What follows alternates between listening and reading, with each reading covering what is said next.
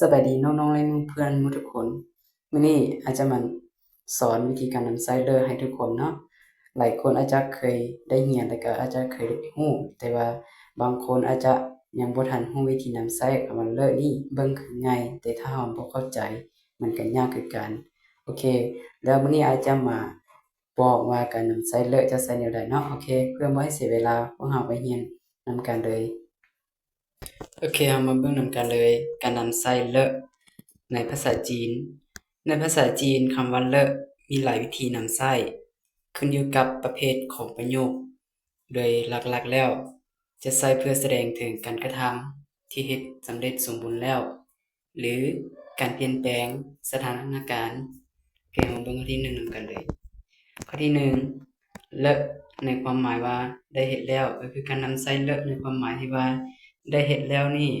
แม่นใช้เลอะในประโยคเพื่อเฮ็ดให้รู้ว่าการกระทำได้สำเร็จแล้วส่วนใหญ่มักอยู่ท้ายคำกริยาหรือว่าคำกรรมะนั่นเองตัวอย่าง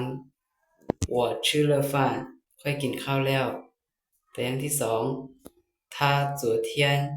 去了学校他昨天去了学校เราไปโรงเรียนเมื่อวันนี้โอเคข้อที่2นำใช้เลอะในความหมายว่าการเปลี่ยนแปลงของสถานการณ์การใช้เลอะอยู่ท้ายประโยคแม่นเพื่อบ่งบอกว่ามีการเปลี่ยนแปลงเกิดขึ้นตัวอย่างว่า下雨了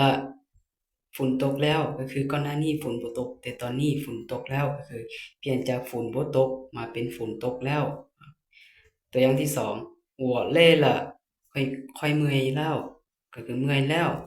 คือก่อนหน้านี้ค่อยเฮ็ดเวียกยังบ่เมื่อยแต่ตอนนี้ค่อยเมื่อยแล้วเปลี่ยนจากค่อยบ่เมื่อยมาเป็น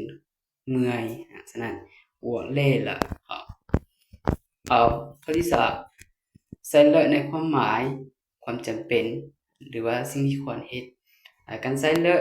เมื่อต้องการเน้นว่าสิ่งนั้นสำคัญหรือว่าควรเฮ็ดตัวอย่างว่า你该睡觉了你该睡觉了เจ้าควรไปนอนได้แล้วควรไปนอนได้แล้วคือดึกแล้วบ่ต้องอยู่ต่อแล้วไปนอนซะเจ้าควรไปนอนได้แล้วตัวอย่างที่2我们走了我们走了พวกเราจะไปแล้วก็คือพวกเราจะต้องได้ไปเพราะว่าพวกเราบ่มีเวลาแล้วจำเป็นต้องได้ไปเนี่ยควรที่จะไป我们走了好ข้อที่4ใช้เลอะในความหมายของเหตุการณ์ในอนาคตบางครั้งเลอะก็ถูกใช้ในประโยคที่บอกถึงเหตุการณ์ที่จะเกิดขึ้นต่อไปตัวอย่างว่า我吃了饭就去找你我吃了饭就去找你ค่อยกินข้าวแล้วจึงไปหาเจ้าหรือว่า我吃了饭就去上课แบบนี้ก็ได้คือกันคือใส่กับอนาคตเนาะกับสิ่งที่จะเกิดขึ้นในอนาคตแล้วสรุปแล้ววิธีนำใช้เลอะมีอยู่4วิธีก็คือใช้เลอะหลังคำกรรมะหรือว่าคำกริยาบอกว่าการกระทำได้สำเร็จแล้ว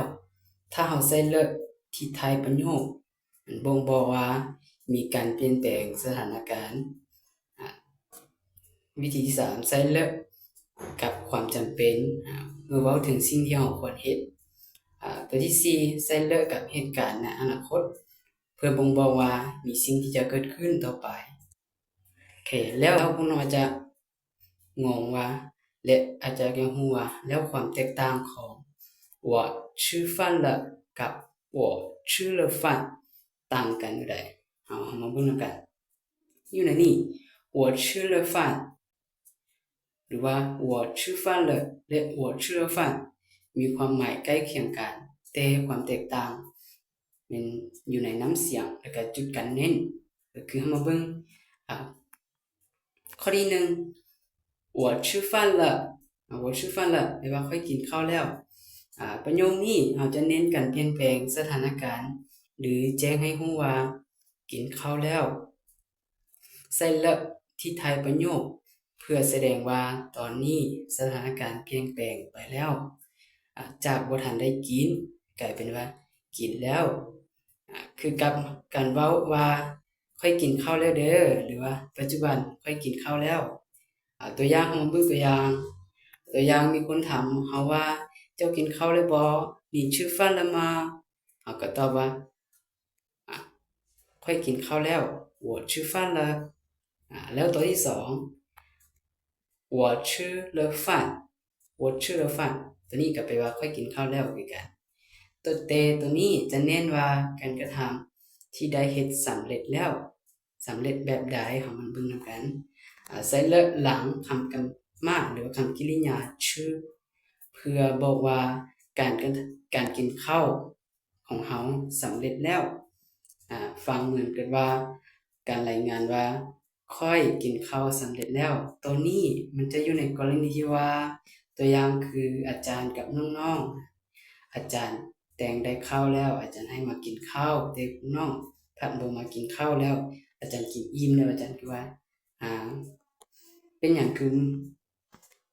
บ่กินข้าวเมื่อกี้นี้เฮ็ดหยังอยู่มันก็ตอบว่าข้อยกินข้าวแล้วกินข้าวแล้วก็เลยบ่กินแล้วโอเคเฮามาเบิ่งตัวอย่างเมื่อมีคนถามเฮาว่าเมื่อกี้เฮ็ดหยังอยู่เฮาก็ตอบว่าข้อยกินข้าวแล้วก็อยู่ในกรณีที่ว่าผู้ที่ถามนั้นเอิ้นให้เฮาไปกินข้าวแต่ว่าเฮาพัดบ่ไปกินแล้วจากนั้นเรากินแล้วเราก็มาถามว่าอ้าวเมื่อกี้นี้เฮ็ดหยังอยู่คือบ่มากินข้าวเฮาก็ตอบว่าข้อยกินข้าวแล้วตัวนี้เพื่อบ่งบอกว่าได้กินข้าวจบไปแล้วสรุปแล้ว我吃饭了นิยมใช้ในชีวิตประจำวันเน้นว่าข้อยกินข้าวแล้วส่วนประโยคที่ว่า我吃了饭มักใช้เมื่อต้องการเน้นการกระทำที่สำเร็จแล้วคุณว่าจะงงต่อไปว่าแล้วในกรณีที่ว่ามีเลิกส่งโตอยู่ในประโยคหนึ่งหรือว่าประโยคหนึ่งนั้นมีเลิกส่งโตอาจจะบ่งบอกถึงหยังมาเบิ่งนำกันตัวอย่างที่1นี่เลิกที่อยู่ตัวเดียวในประโยคหนึ่งก็คือในประโยคนั้นมีเลิกตัวเดียว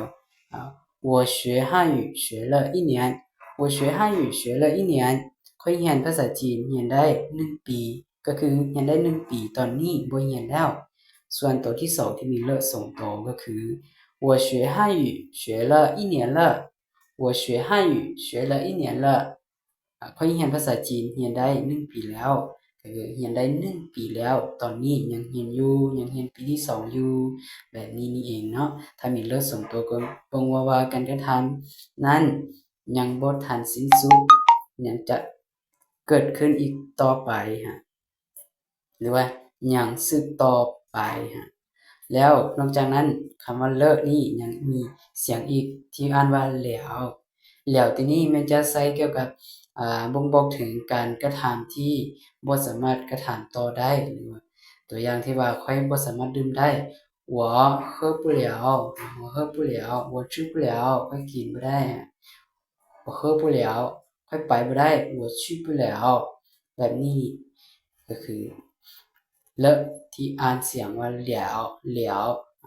โอเคนี่ก็แม่นวิธีการนำใช้เลอะเนาะแล้วถ้าหมู่เพื่อนหรือว่าน้องๆท่านใดที่ว่าหยังบ่ทันเข้าใจก็สามารถคอมเมนต์มาถามได้เนาะแล้ว